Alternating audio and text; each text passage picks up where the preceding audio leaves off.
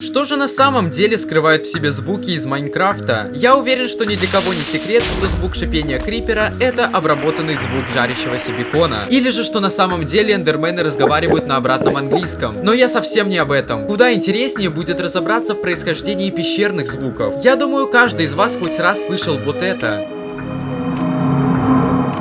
Чтобы разобраться в этом, я зашел в меню отладки, то есть F3, и меня заинтересовало вот это значение mood, в переводе настроение. Это, можно сказать, уровень стресса игрока. Он измеряется в процентах, а также он увеличивается, если игрок находится под землей в темноте. Но что будет, если он дойдет до 100%? Если уровень стресса игрока достигнет 100%, он сбросится до нуля. И угадайте что? Как раз таки в этот момент проигрывается один из 19 пещерных звуков. Следовательно, все эти звуки — это просто галлюцинации игрока.